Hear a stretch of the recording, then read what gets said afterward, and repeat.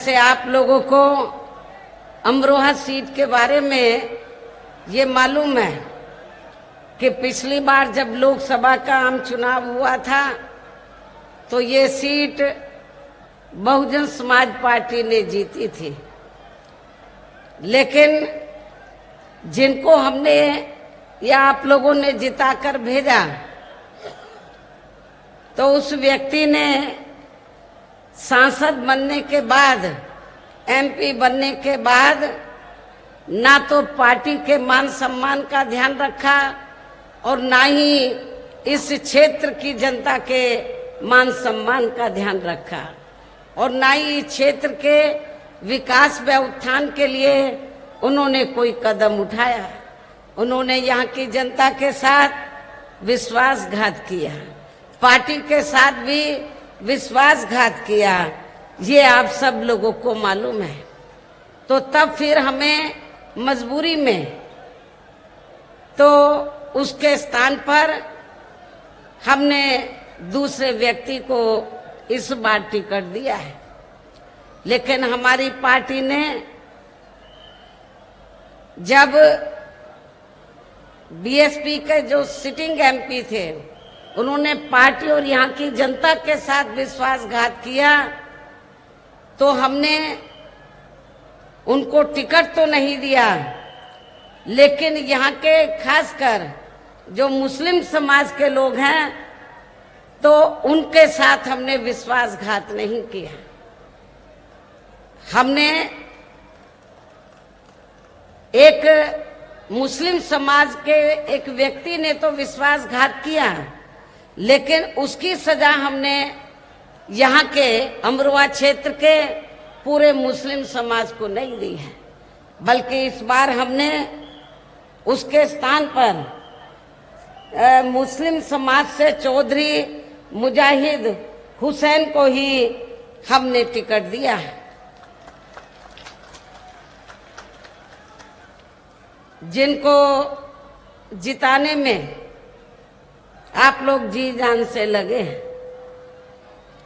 हालांकि आज यहाँ आपकी इकट्ठा हुई भीड़, अपार भीड़, वह भीड़ के जबरदस्त जोश को भी देखकर अब मुझे ये काफी हद तक भरोसा हो गया है कि पिछली बार की तरह इस बार भी आप लोग अपने प्रदेश से, जहाँ लोकसभा चुनाव में अपनी पार्टी का बेहतर रिजल्ट जरूर लाएंगे और अपनी अमरोहा सीट को तो पिछली बार की तुलना में ज्यादा वोटों के अंतर से जरूर आप लोग जिता कर लाएंगे। इसके लिए अब मैं आप लोगों का ध्यान कुछ जरूरी बातों की तरफ दिलाना चाहती हूँ और इस संबंध में विशेषकर मैं कांग्रेस, बीजेपी व इनके अन्य सभी सहयोगी दलों के बारे में ये कहना चाहूंगी कि आजादी के बाद शुरू में केंद्र व देश के काफी राज्यों में भी ज्यादातर सत्ता यहाँ कांग्रेस पार्टी के ही हाथों में केंद्रित रही है, किंतु इनकी अधिकांश मामलों में रही गलत नीतियों एवं गलत कार्य प्रणाली आदि की वजह से ही फिर इस पार्टी को केंद्र में काफी राज्यों की भी सत्ता से बाहर होना पड़ा है तथा यही स्थिति इनकी सहयोगी पार्टियों की भी बनी रही है, जिसके कारण ही फिर पिछले कई वर्षों से बीजेपी व इनके सहयोगी दल केंद्र एवं काफी राज्यों की भी सत्ता में काबिज हो गए हैं, लेकिन इनकी भी ज्यादातर रही जातिवादी, पूंजीवादी, संकीर्ण, सांप्रदायिक व द्वेषपूर्ण नीतियों एवं कार्य प्रणाली आदि से तथा इनकी कथनी व करनी में भी काफी अंतर होने की वजह से अब ऐसा लगता है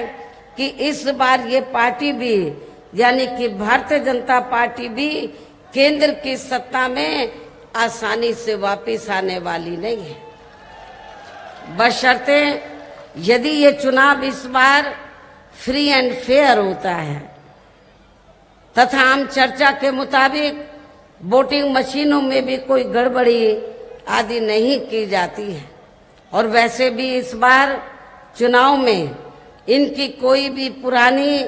व नई चल रही नाटकबाजी, जुमलेबाजी व गारंटी आदि काम में आने वाली नहीं है, क्योंकि अब देश की जनता काफी हद तक इस बात को समझ चुकी है। इनकी पार्टी ने अब तक देश के विशेषकर गरीबों, कमजोर तबकों, मध्यम वर्गीय एवं अन्य मेहनतकश लोगों को जो इन्हें अच्छे दिन दिखाने के असंख्य प्रलोभन भरे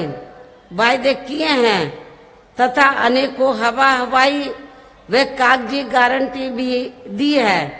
तो उनका जमीनी हकीकत में अभी तक इन्होंने लगभग 1/4 हिस्सा कार्य नहीं किया है, बल्कि इसके स्थान पर इनका ज्यादातर समय व ताकत भी यह इनके अपने चहेते रहे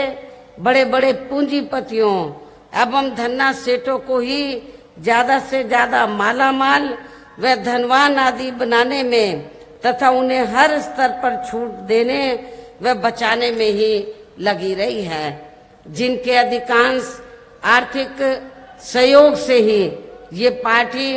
व अन्य पार्टियां भी अपना संगठन चलाती हैं तथा चुनाव आदि भी लड़ाती हैं।